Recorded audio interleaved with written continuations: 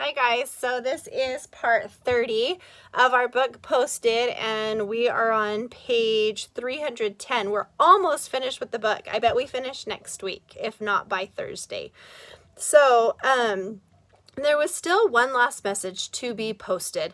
Whoever left it broke the rules, scraping sticky notes for something stronger. There was no paper to peel off, nothing that could be easily erased. This message was written in permanent marker, thick black lines that couldn't be missed. There had been thousands of notes over the last week, so many you kind of grew numb to them. So many snide remarks, so many loaded looks, but this one was different. And it wasn't just the fact that it was scrawled in marker. Filling half of the locker door, it was what was written underneath. It was a kind of code, but the meaning was absolutely clear. I turned the corner the morning after the apology and saw Wolf standing in front of his locker, an invisible barrier between him and the cluster of students surrounding him. Watched him reach out and trace the black letters with one finger. He set his backpack slowly on the ground and took 2 steps back, his body rigid. He looked down the hall, cheeks flushed, eyes flashing as he spotted something or someone. I reached out to stop him, to say something, but he brushed past me, storming down the hall until he was face to face with the person he had locked onto. He grabbed Bench by his jacket and shoved him against the row of noteless lockers. Bench hit with a hollow metallic thud. He didn't push back. If he wanted to, he could have put Wolf on the ground, arms pinned behind him. He was always the strongest of the 4 of us, but he didn't even try to pull Wolf's hands off. "It wasn't me, Morgan, I swear," he said. Morgan? The sound of his own name, his real name, coming from Bench seemed to take Wolf by surprise. "I don't even believe you," he said. Bench looked over Wolf's shoulder to me. He was looking for help, I knew, but before I could do anything, Wolf let go and took off, bolting down the hall and out the back door of the school, leaving his backpack beside his locker, with its parting shot written on all caps for everyone to see. The confession.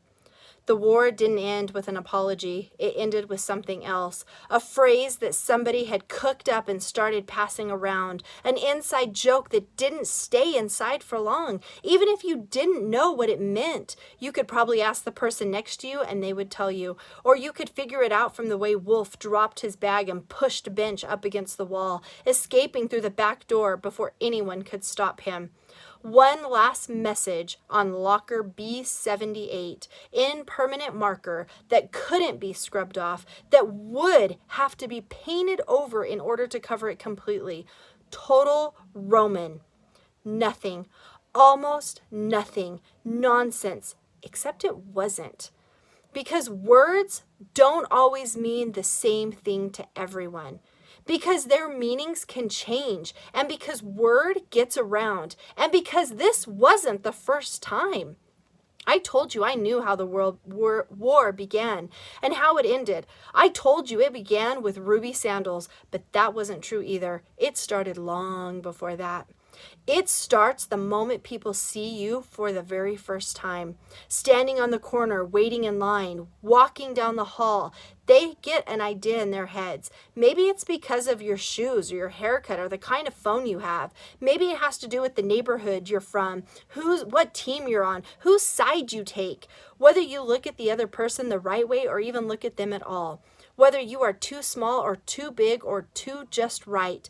Maybe you like the wrong kinds of movies. Maybe you're in the wrong kinds of clubs. Maybe you're just the easiest target.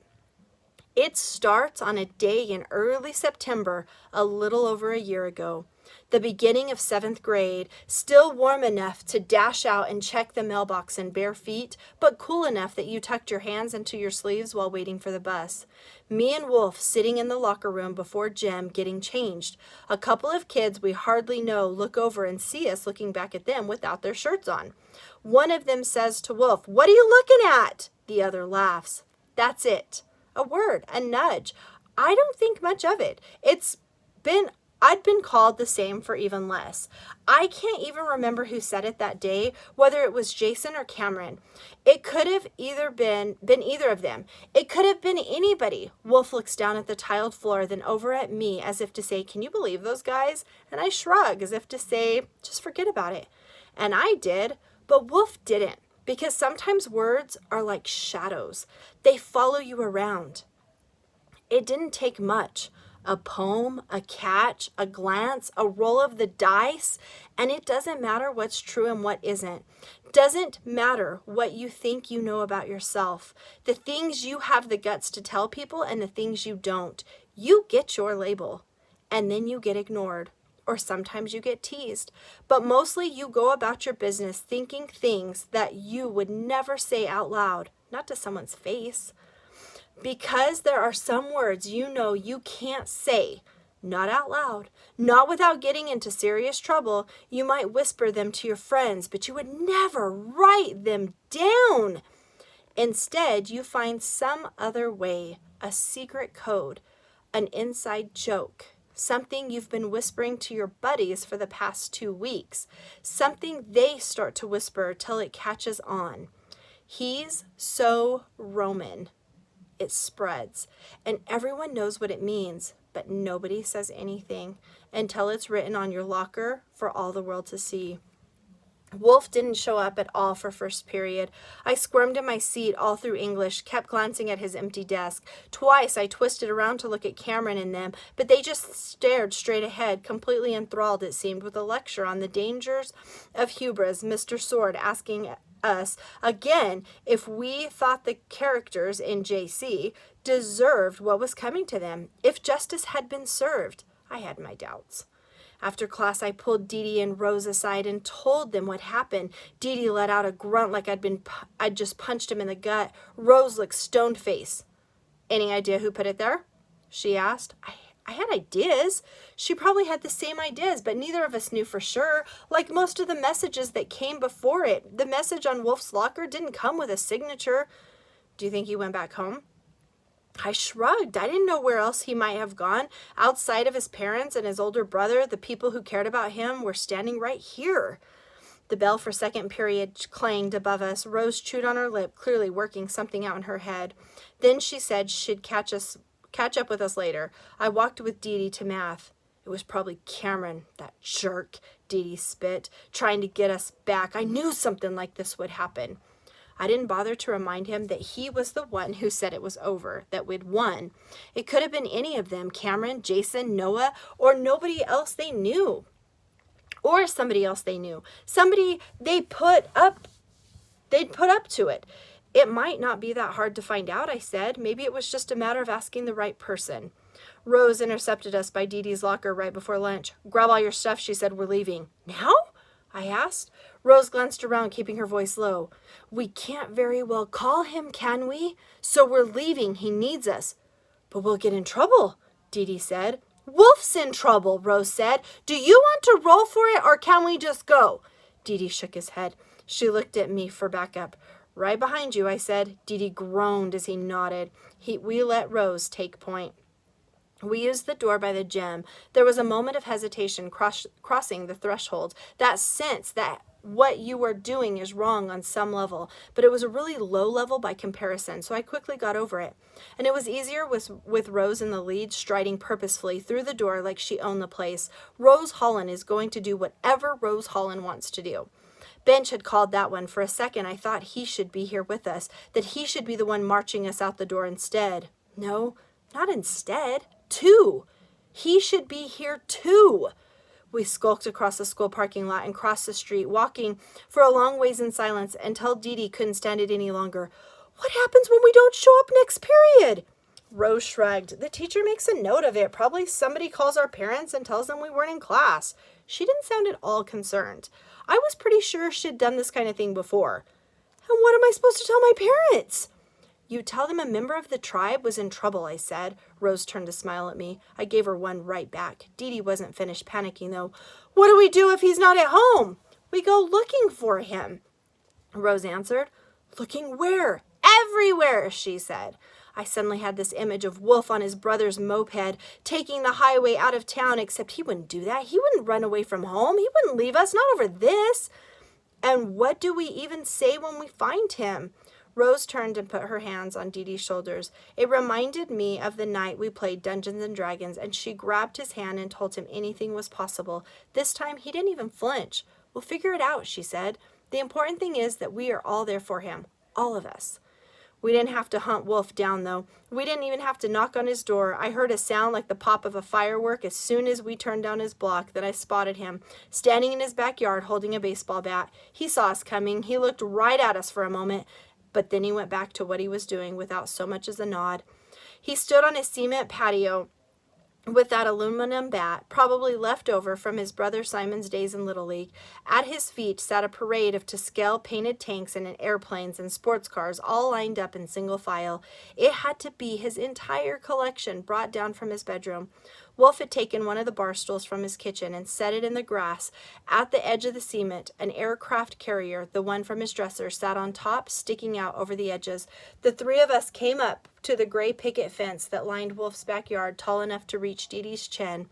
Rose called out his name. "Go away," he said, just loud enough for us to hear. He adjusted the grip on his bat. I'd seen almost all of these models. I'd heard their names, their histories, how long it had taken to build each one. I'd even helped him glue a piece on here and there. I knew the aircraft carrier was one of his favorites. It had taken him 6 weeks to put together, which is why I dreaded what was about to happen. Wolf spread his feet and swung the bat, driving it hard into the hulking ship. Crack! The USS Enterprise exploded, a dozen miniature fighter jets shooting into the sky before landing in the grass. Nose first, the deck of the ship splintering and flying off into a bush. The majority of the hull soared 10 feet before sinking into the lawn, an unsightly gash in its side. Beside me, Dee Dee jumped involuntarily. I surveyed the yard, and my stomach felt like it was suddenly full of squirming maggots. This wasn't the first casualty. There were already pieces everywhere, half holes and busted chases. Wolf's backyard had been turned into a plastic scrap heap. Turrets and wings and wheels and engines scattered and broken, littering the ground. It looked like a war zone.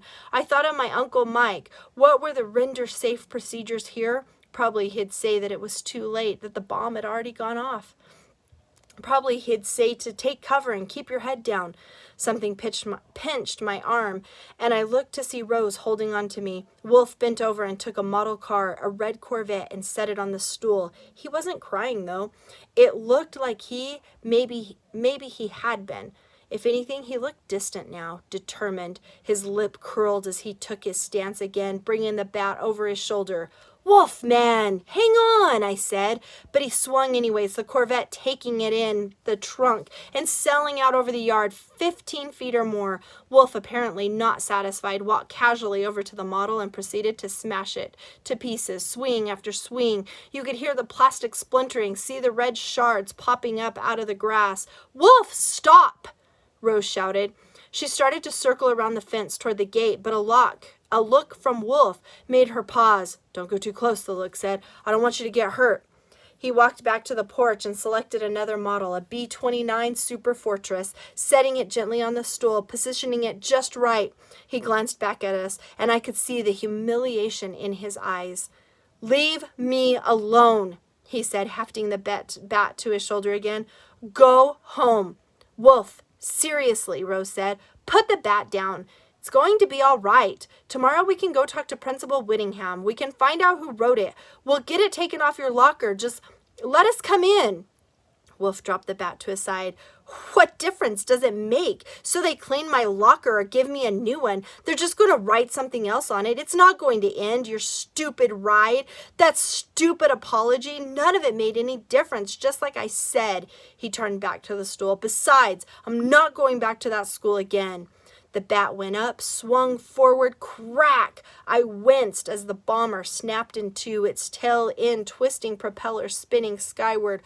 Wolf reached for another. I looked to Rose. She stood there with her hands gripping the curved points of the fence, like a row of spears. Good fences make good neighbors.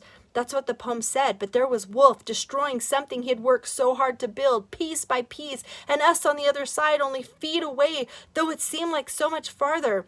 I thought about all the times I'd been to his house, standing in his same backyard, chucking water balloons in his driveway, lighting bottle rockets, sitting on his couch watching TV, standing outside his living room, listening to him play note after perfect note, afraid that if I got any closer, he'd stop.